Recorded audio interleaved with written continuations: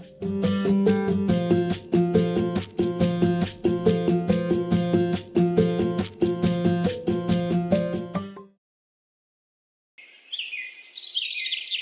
बार गणेश जी ने पृथ्वी के मनुष्यों की परीक्षा लेने का विचार किया और वो मां पार्वती के पास गए और बोले, माता, मैं पृथ्वी पर भ्रमण करने जाना चाहता हूं और पृथ्वी वासियों की परीक्षा लेना चाहता हूं। ठीक है पुत्र गणेश, जैसा तुम उचित समझो। पृथ्वी भ्रमण के लिए मैं एक बालक का रूप ले लेता हूं। बाल गणेश को तो लीला धरनी थी, इसलिए उन्होंने एक बालक का रूप बना लिया और अपने एक हाथ में चम्मच में दूध ले लिया और दूसरे हाथ में एक चुटकी चावल ले लिए और गली गली घूमने लगे। वो साथ ही साथ आवाज लगाते चले जा रहे थे, मेरे पास ये दूध और चावल है, क्या कोई मेरे लिए इस सामग्री की खीर बना देगा? कोई भी बाल गणेश पर ध्यान नहीं दे रहा था, बल्कि लोग उन पर हंस रहे थे। अरे कोई नासमझ बालक दिखाई पड़ता है। हाँ भैया, तभी तो ये चम्मच में दूध और चुटकी चावल लिए घूम रहा है, भला इसकी खीर कैसे बनेगी? गणेश बाल रूप में लगातार एक गांव के बाद दूसरे गांव में इसी तरह चक्कर लगाते हुए पुकारते जा रहे थे, पर कोई खीर बनाने के लिए तैयार नहीं था। सुबह से शाम हो गई, गणेश जी लगातार घूमते रहे। अरे, मेरी खीर तो कोई भी बनाने को तैयार नहीं, अब क्या करूं? तभी वहां एक बुढ़िया अपनी झोपड़ी के बाहर बैठी हुई थी। गणेश जी वहां से पुकारते हुए निकले, कोई मेरी खीर बना दे, कोई तो मेरी खीर बना दे, मेरे पास ये दूध और चावल हैं। बुढ़िया बहुत कोमल हृदय वाली स्त्री थी। उसने गणेश जी से कहा, बेटा ला, इधर ला खीर का सामान, मैं तेरी खीर बना देती हूँ। माई, अपने घर में से दूध और चावल लेने के लिए बर्तन ले आओ। ठीक है बेटा, रुक, मैं अभी बर्तन लेकर आई। बुढ़िया एक कटोरी लेकर जब झोपड़ी के बाहर आई तो गणेश जी ने कहा, माई ये बर्तन छोटा है, अपने घर का सबसे बड़ा बर्तन लेके आओ। बेटा, बड़ा बर्तन क्या करेगा, जरा से तो दूध और चावल है। अच्छा रुक, लाती हूँ। बुढ़िया को थोड़ी झुंझलाहट हुई, पर उसने कहा, चलो बच्चे का मन रख लेती हूँ, और अंदर जाकर वो अपने घर का सबसे बड़ा पतीला लेकर बाहर आई। गणेश जी ने चम्मच से दूध पतीली में उड़ेलना शुरू किया। तब बुढ़िया के आश्चर्य की सीमा न रही। ये क्या चमत्कार है प्रभु, कुछ समझ नहीं आ रहा। बुढ़िया ने जब देखा दूध से पूरा पतीला भर गया है, एक के बाद एक वो सारे बर्तन झोपड़ी से बाहर लाती गई और उसमें गणेश जी दूध भरते चले गए। इस तरह से घर के सारे बर्तन दूध से लबालब भर गए।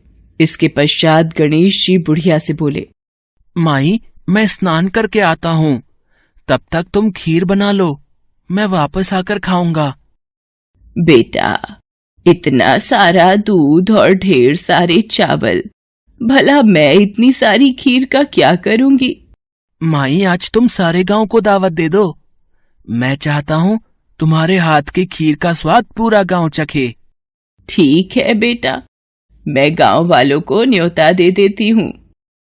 बुढ़िया ने बड़े प्यार से मन लगाकर खीर बनाई। खीर की भीनी भीनी मीठी मीठी खुशबू चारों दिशाओं में फैल गई। खीर बनाने के बाद वो हर घर में जाकर खीर खाने का न्योता देने लगी। आज मेरे घर खीर का प्रसाद बनेगा, आप सब चखने जरूर आना। अम्मा, तुम इतने लोगों को खीर कैसे खिलाओगी, कुछ समझ में नहीं आ रहा। ठीक है अम्मा, हम आ जाएंगे। लोग बुढ़िया पर हंस रहे थे। बुढ़िया के घर में खाने को दाना नहीं और ये सारे गांव को खीर खिलाने की दावत दे रही है। चलो चलकर देखते हैं भाई, कौन सी खीर बुढ़िया माई खिलाने वाली है। चलो चलो। धीरे धीरे लोगों की भीड़ बढ़ने लगी। लोग खीर की खुशबू से खींचे चले आ रहे थे।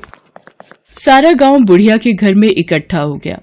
जब बुढ़िया की बहू सुमन को दावत की बात मालूम हुई, तब वो बुढ़िया के पास वापस आने से पहले ही वहां पहुंच गई। उसने खीर से भरे पतीलों को जब देखा तो उसके मुंह में पानी आ गया। ये माँ जी ने इतनी सारी खीर आखिर बनाई कैसे? पर अभी तो खीर की खुशबू इतनी अच्छी लग रही है कि कुछ और सोचने की जगह मन कर रहा है बस जल्दी से इस खीर को खा लूं। बहुत जोरों की भूख भी लगी है। खीर को देखकर सुमन के मुंह में पानी भर आया। एक कटोरी में खीर निकालकर वो दरवाजे के पीछे बैठकर खाने की तैयारी करने लगी। इसी बीच खीर कटोरी में डालते हुए कुछ बूंदें नीचे गिर गई और गणपति जी को भोग लग गया। वो प्रसन्न हो गए। अब पूरे गांव को खाने की दावत देकर बुढ़िया वापस अपने घर आई तो उसने देखा, अरे बेटा तू आ गया स्नान करके, खीर तैयार है। चल बेटा मैं तुझे गरम गरम खीर परोस देती हूँ। माई भोग तो लग चुका है, तुम्हारी बहू ने मुझे खीर का भोग दे दिया। मेरा पेट पूरी तरह से भर गया है, मैं तृप्त हूँ। अब तू खा, अपने परिवार और सारे गांव वालों को खीर खिला। पर बेटा ये तो बहुत ज्यादा खीर है, सबका पेट भर जाएगा, इसके बाद भी ये बच जाएगी। उस बची खीर का मैं क्या करूंगी? माई जो भी बची खीर होगी उसे रात में अपने घर के चारों कोनों में रख देना। मेरे कहने पर तुमने इतने प्रेम से खीर बनाई, तुम्हें गणेश की चमत्कारी खीर बनाने का मीठा फल अवश्य प्राप्त होगा। ये कहकर मानो वो बालक न जाने कहाँ गायब हो गया। इतनी देर में गांव वाले भी आ गए। बुढ़िया ने भगवान गणेश का ध्यान करके सब गांव वालों को खीर का प्रसाद बांटा। जब सारा गांव जी भर कर खीर खा चुका तब भी ढेर सारी खीर बच गई। ये खीर बच गई, इसे चारों कोनों में रख देती हूँ। अगली सुबह बुढ़िया जब सोकर उठी, हे गणेश, हे गजानन, गणपति महाराज, ये मैं क्या देख रही हूँ? पतीलों में खीर के स्थान पर हीरे जवाहरात और मोती भर गए हैं। विघ्नहर्ता गणेश जी उस बालक के रूप में स्वयं आप ही आए थे। आप तो मेरे जीवन के वारे न्यारे कर गए प्रभु। बुढ़िया को दयालुता का फल मिल गया। उसकी सारी दरिद्रता दूर हो गई और वो आराम से रहने लगी। बुढ़िया ने गणपति जी का एक भव्य मंदिर बनवाया और साथ में एक बड़ा सा तालाब भी खुदवाया। इस तरह उसका नाम दूर दूर तक प्रसिद्ध हो गया। उस जगह वार्षिक मेले लगने लगे। लोग गणेश जी की कृपा प्राप्त करने के लिए उस स्थान पर पूजा करने और मान्यताएं मानने के लिए आने लगे।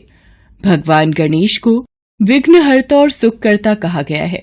वो अपने भक्तों के जीवन की सारी कठिनाइयों को दूर करके सुख, शांति, समृद्धि और वैभव प्रदान करते हैं।